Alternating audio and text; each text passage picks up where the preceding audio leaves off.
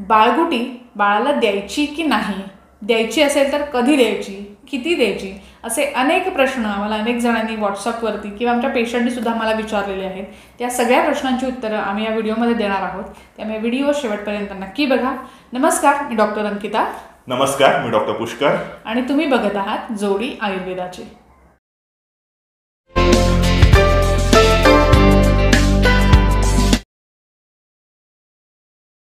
बाळाला बाळगुटी द्यायची का या प्रश्नाचं उत्तर आहे हो.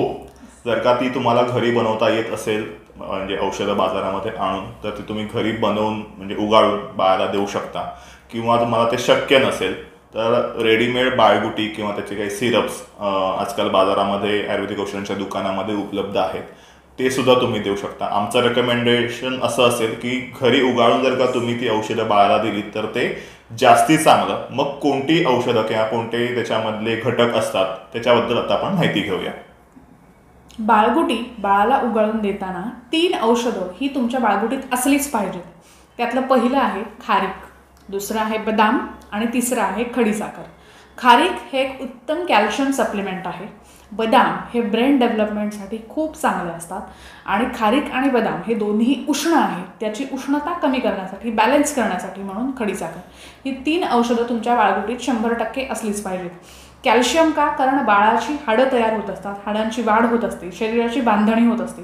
त्यामुळे बाळाला खारीक थ्रू कॅल्शियम जाणं गरजेचं आहे. बदाम का? कारण बाळाची ब्रेन डेव्हलपमेंटसुद्धा होत असते, त्यामुळे ती चांगली व्हायला हवी म्हणून बदाम उगाळून द्यायचा. आणि खडीसाखर, जसं मी सांगितलं, या दोन्हीची उष्णता बाळाला होऊ नये म्हणून खडीसाखर उगाळायची. या व्यतिरिक्त सुद्धा काही औषधं आहेत जी तुम्ही बाळगुटीमध्ये देऊ शकता. ती औषधं म्हणजे एकूण 4 वेगवेगळी औषधं आहेत. ती कंडिशन्सनुसार वापरायची. म्हणजे बाळाला काही लक्षणं दिसायला लागली, काही सिम्पटम्स दिसायला लागले तर ती जी काही औषधं आहेत ती तुम्ही ॲड ऑन करू शकता. त्यातलं जे पहिलं औषध आहे ते म्हणजे मुरुड शेंग. बऱ्याचदा बाळांना गॅसेस होतात, पोट डब्बं वाटतं किंवा गॅसेस झालेले असतात. अशा वेळेला मुरुड शेंग तुम्ही या बाळगुटीमध्ये ॲड ऑन करू शकता. कधी कधी बाळाला शी साफ होत नाही, पोट साफ होत नाही, बाळाचा शी व्यवस्थित होत नाही, तर अशा वेळेला हरड्याचं जे फळ आहे ते तुम्ही बाळगुटीमध्ये ॲड ऑन करू शकता. बाळाला कधी कधी कफ झाल्यासारखं वाटतो, छातीत घरघर वाटते किंवा बाळ झोपलेलं असतं त्यावेळेला ते घोरल्यासारखा आवाज येतो, ते म्हणजे बाळाच्या छातीमध्ये कफ आहे. तर अशा वेळेला तुम्ही बेहडा, हे जे काही बेहड्याचं फळ मार्केटमध्ये अवेलेबल असतं ते बाळगुटीमध्ये ॲड ऑन करू शकता.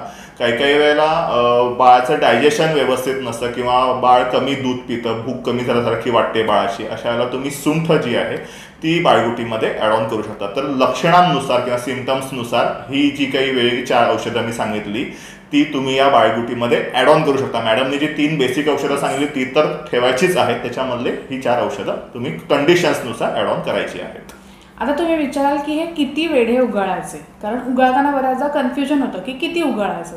तर साधारण बाळ जितक्या महिन्यांचं आहे तितके वेढे उगाळायचे. म्हणजे जर 2 महिन्याचं बाळ आहे तर 2च वेढे उगाळायचे, 3 महिन्याचं असेल तर 3, आणि 1 महिना किंवा त्याच्या आतलं बाळ असेल तर 1च वेढा उगाळायचा.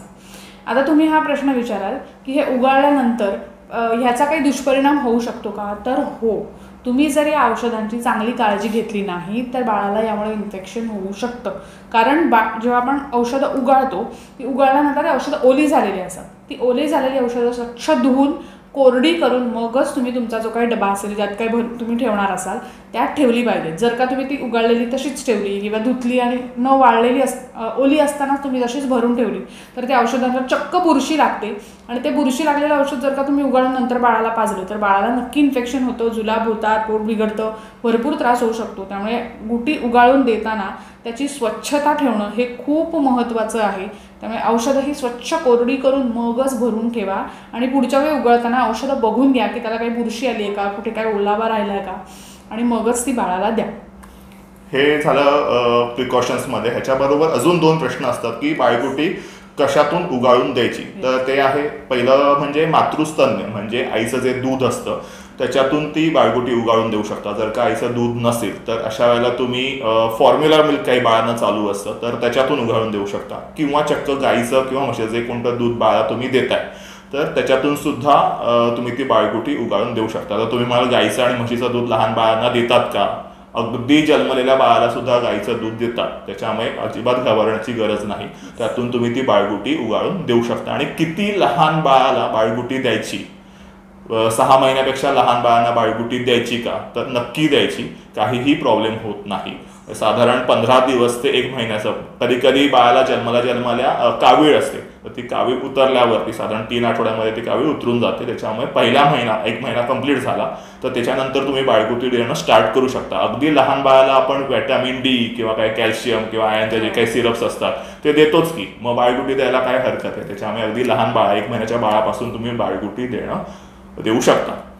आता बाळगुटी किती द्यायची, तर साधारण आपला जो छोट्यातला छोटा म्हणजे आपण अगदी हिंग वगैरे घालायला जेवढा चमचा वापरतो ना तेवढा छोटा चमचा, की अगदी सोपं सांगायचं ना तर साधारण आपली चिमूट असते ना त्याची 2 किंवा 3 चिमूट होईल एवढी बाळगुटी सगळी उगाळून झाल्यानंतर, साधारण 6 महिन्याच्या आतलं जर का बाळ असेल तर साधारण 3 चिमूट एवढी तुम्ही बाळगुटी त्या बाळाला देऊ शकता. यापेक्षा जास्त काही जण अशी भरपूर उगाळून वगैरे देऊ नका. बाळ लहान आहे, त्याला ते औषधासारखं द्यायचं आहे, त्याच्यामुळे कमी मात्रेत द्यायला हरकत नाही आणि रोज द्यायला सुद्धा हरकत नाही, कारण हे आपण टॉनिकसारखंच काम करणार आहे. त्यामुळे जसे कॅल्शियम व्हिटॅमिन डी सप्लिमेंट देतो तशी आपली बाळगुटी सुद्धा रेग्युलरली द्यायला काहीही हरकत नाही. या बाळगुटीबरोबरच मी अजून एक सांगेन ते म्हणजे लहान बाळांना, म्हणजे आमच्याकडे जी पेशंट्स म्हणून जी लहान बाळं असतात अशांना आम्ही सुवर्णप्राशन सुद्धा देतो. म्हणजे 1 महिना कंप्लीट झाल्यानंतर सुवर्णप्राशनचे ड्रॉप्स म्हणजे तुपामध्ये घृतामध्ये सुवर्णप्राशन म्हणजे सुवर्ण जे भस्म आहे त्याचा आम्ही फॉर्म्युला बनवलेला आहे, तो आम्ही लहान मुलांना 2 ड्रॉप्स देतो अगदी 1 महिन्यापासून ते 16 वर्षापर्यंत. ते सुवर्णप्राशन म्हणजे काय, त्याच्यामध्ये कोणकोणते घटक आहे त्याच्याबद्दला डिटेल व्हिडिओ आम्ही आपल्या फेसबुक पेज आणि यूट्यूब चॅनलवरती बनवलेला आहे. त्याची लिंक वाटल्यास मी खाली डिस्क्रिप्शनमध्ये देतो, तो सुद्धा तुम्ही व्हिडिओ बघू शकता. तसंच हा व्हिडिओ तुम्हाला कसा वाटला हे आम्हाला कमेंट बॉक्समध्ये लिहून नक्की कळवा. आमच्या फेसबुक पेजला लाईक करा आणि यूट्यूब चॅनलला सबस्क्राईब करा. धन्यवाद.